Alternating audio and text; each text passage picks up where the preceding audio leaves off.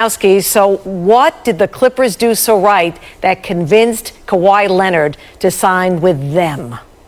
Well, they traded for Paul George tonight, and they are sending to Oklahoma City essentially a record collection of draft picks, 4 first-round picks, 4 unprotected future first-round picks, a protected future first-round pick, 2 pick swaps, and outstanding rookie point guard Shai Gilgeous-Alexander, Danilo Gallinari for Paul George. Paul George came to the Thunder in the last couple of days and asked to be traded to the Clippers. He wanted to play with Kawhi Leonard, and to get this deal done to stave off the Lakers, stave off the Toronto Raptors, the Los Angeles Clippers, Steve Ballmer, Lawrence Frank, their president, made a decision to make really a historic commitment to deliver 2 All-Stars to their team. And now in Staples Center, it's Paul George and Kawhi Leonard against Anthony Davis, LeBron James. From what you're hearing, with Paul George going to the Clippers with Kawhi Leonard, if OKC didn't help to make that trade happen, would Kawhi Leonard have gone ahead and picked the Clippers if George was not coming with him? I don't believe Kawhi Leonard was going to go to the Clippers without a second star coming in. I think essentially Kawhi Leonard's position in these last couple of days to all the teams was, I'm maybe going to go to the best team and the team that loads up. And the Clippers were the team that had to make a move to bring in a second star. There is more talent with the Lakers, with LeBron James and Anthony Davis. Obviously, the team he left in Toronto. The Clippers had been Kawhi Leonard's focus for this entire process, but they needed to improve themselves. They go out and get Paul George, and now you have these 2 elite bookend forwards to play together, but they paid a steep price. Shai Gilgeous-Alexander, their first-round pick last year, had an outstanding rookie season. Patrick Beverley will be their point guard now, but the Clippers, faced with the idea of Kawhi Leonard. Leonard going to the Clippers. Yeah, Kawhi Leonard coming here to Los Angeles. Southern California native coming to play for the Clippers.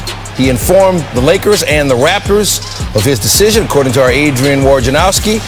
And Kawhi Leonard coming here to the Clippers. He's not going to be alone. His choice of a running mate was Paul George. And the Oklahoma City Thunder going to send George to the Clippers in a trade that will send Danilo Gallinari and Shai Gilgeous-Alexander to Oklahoma City. Mike Wilbon joining us now. Mike, first of all, what do you think about this decision from Kawhi Leonard? Well, you know what? I think the decision to be in Toronto or join the Clippers keeps the league much more interesting than just going to the Lakers. And I'm not saying there would have been anything wrong with going with the Lakers. I'm not saying it wouldn't have been fascinating for people just obsessed with the Lakers.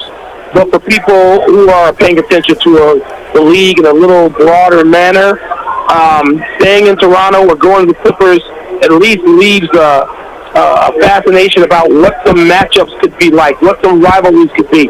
And obviously you guys got the rivalry right across the street now when the Lakers and Clippers meet each other, with Kawhi Leonard joining a 48-win playoff team with a coach wearing the championship ring and a special consultant who's the logo of the league, Mr. Jerry West, and the owner, who I guess is perhaps the richest owner in the league, in Mr. Ballmer. So there's I don't know how anybody could be critical of him joining the Los Angeles Clippers. I'm sure there's an entire nation up north that is, somewhere between upset or depressed about him not staying there and trying to pursue more championships. But I think at least by joining the Clippers, it leaves another dimension of interest and fascination with now how the Lakers, and tonight I'm in Las Vegas where I didn't even feel the earthquake. I don't know what my problem is, but the Kawhi Leonard news is bigger in some ways, certainly in a very myopic sports sense, than that, because of what it does with that.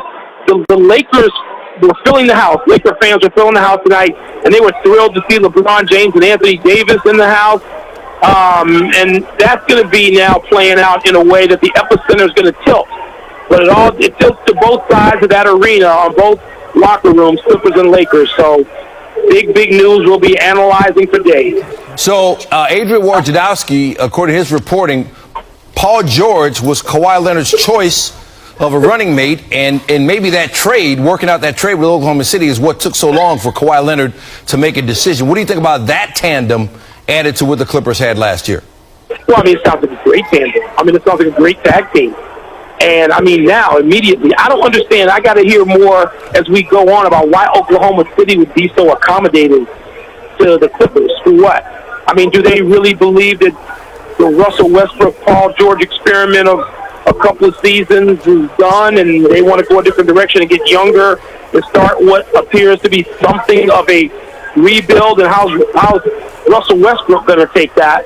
I mean, he was playing with his teammate was Paul George first team or second team All-NBA? And either way, we're talking about a top 10 player in the league this season, and now Oklahoma City doesn't have him to accommodate the Clippers. That's going to take some, digesting as we sort of filter through the next couple of days. But Paul George and Kawhi Leonard, I mean, yeah, why not? Who wouldn't want that? And it doesn't seem like you've given up the guts of it. You still got an ensemble around them. Yep. To me, that makes them right there. It makes them better than the Lakers. The Lakers don't yet have, a full team that they can go with. And the Clippers apparently do. And that's part of the attraction, I think, with Kawhi Leonard.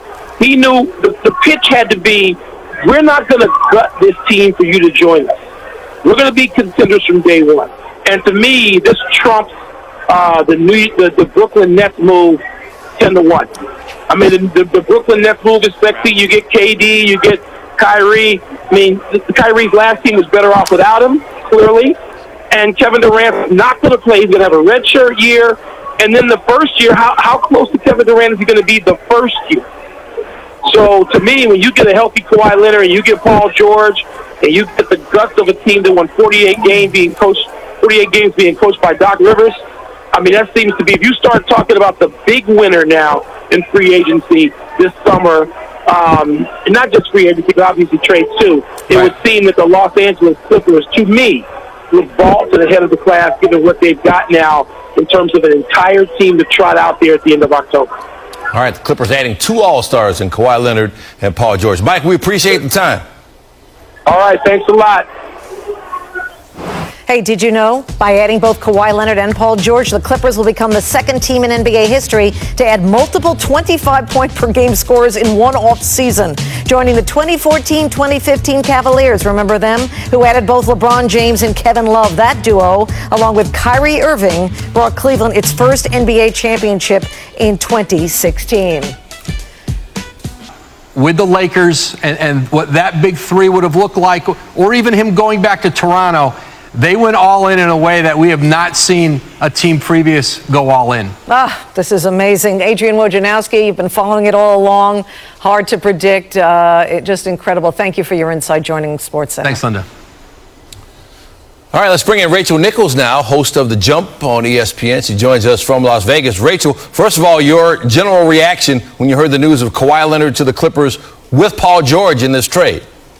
Well, it's amazing. We've been hearing little rumors about this for the past couple of days, but nothing solid enough for our reporters to put out there. But, we have these back discussions, right, when we're sitting around waiting for all this news to come in, meaning, okay, if this really happened, if Paul George really was going to get that trade from Oklahoma City and go to the Clippers with Kawhi, what price is too high for the Clippers? What do you think the trade would actually be? And what I've been saying for the past couple of days is there's no price too high. The thing is that by making this deal, the Clippers aren't just trading for Paul George. You can think of all those picks and pick swaps and Shai Gilgeous-Alexander and Danilo Gallinari as trading for Paul George and Kawhi Leonard. Because Woj, what he just did on the air is, as usual, absolutely true. They are not getting Kawhi if they don't bring in another superstar of that caliber. So that's why this deal got made. And as you see, as we get through the next 24 hours, just how high that price tag is. Keep in mind, it's for 2 superstars, and you're talking about the Finals MVP who just rolled over and won a championship, and now he's going to have Paul George with him, a guy who, as he just tweeted the other day, has 2 healthy shoulders now and is ready to roll. Rachel, think about how the landscape has changed, big picture now in the NBA. We went into last season thinking about this Warriors dynasty and would there be any competitive balance in the short term? And in the process of one off season, everything has changed and there's competitive balance all over the league now. Absolutely, and just think about what that Brooklyn team is going to be when Kevin Durant gets healthy. This is the thing about the NBA. We have a lot of discussions about going forward and what's the future going to be, and people saying, oh, I don't even need to watch. I know what's going to happen. I heard so many times, Dan, over the last 6 months, I don't even need to watch. We know what's going to happen. Guess what? The Golden State Warriors did not win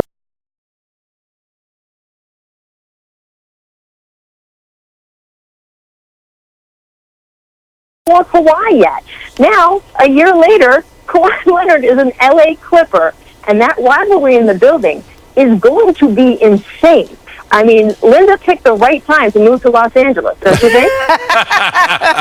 Absolutely, and we're glad to have her. So now, what for the Lakers? Because they had a lot invested in attracting Kawhi Leonard with Anthony Davis and LeBron James. Absolutely. And look, they knew this was a high-risk gamble for a couple reasons, not the least of which is the longer they waited for Kawhi, the more other free agents they missed out on. They have this cap room that they had sort of scrounged and gathered together to get Kawhi Leonard. But if they didn't get Kawhi Leonard, they knew that they could at least spend that on some really good complementary role players. The problem is a lot of those role players that they would ideally have loved to have on the Lakers with Anthony Davis and LeBron James have been snapped up by other teams in the last 5 days. So there are still some guys who have been waiting, frankly, for this decision, waiting on Kawhi, not because they necessarily want to join where Kawhi was going to go, but because they knew that the two teams that didn't get Kawhi would suddenly have more room, especially the Lakers. The question now is, who are the Lakers going to get? Are some of the guys who waited going to fall their way? Can they fill out a team, and can they do it quickly? Because once the trade for Anthony Davis executes, and this has sort of been the other thing hovering over the Lakers the last 24, 48 hours, once that starts to domino, they won't have as much cap room because the guys they're sending out make less money than the guy that they're bringing in Anthony Davis. You can do that with a player of that level. You can bring in 125% of the salary that you are sending 100% out. But that means that their cap room will shrink. So it's unclear if those trades are going to start executing right away at noon tomorrow, which is when they officially can start. The league has a whole big backlog of trades to get through, and also some of the teams involved may be able to give the Lakers some grace period. They may choose to, they may not. But that is another element now that Rob Pelinka is going to have to juggle. Not only has he missed out on Kawhi Leonard, he is going to have to try to fill that space with complementary role players for LeBron and AD, and there's a clock on him. He's going to have to try to do it quickly. And what about the Raptors? They go from the elation of an NBA title with Kawhi Leonard trying to recruit him to stay with offers of free meals forever if he stays right. from Toronto restaurants. Free meals, apartments, boats, whatever you want. Everything, all the incentives, but I think that now they have to get over it. Raptors fans who I spoke to in the last week or so had a pretty good attitude. They won a title that they certainly didn't expect at the beginning of the season. And Kawhi Leonard did everything that he possibly could for them, right? He was traded there. He didn't choose to go there. He was traded there. He came in. He did his job. He was a total pro, and he won them the franchise's only NBA title. So I think there's definitely disappointment in Toronto, and the fact that he flew back to Toronto to take his meeting with the Raptors. I'm sure in his mind that was, hey, I want to be a good guy. I want to cross all the T's, dot the I's, go see them on their terms, on their turf. It did serve to get some of the Raptors fans' hopes up, right, though, when he came to Toronto, and there were people waiting outside the hotel. So that little mountain and valley is going to have to pass. But I think in the end, even the fans who are disappointed will be grateful for what he did while he was there with them. All right, Rachel, we appreciate you joining us. Absolutely. Have fun, guys.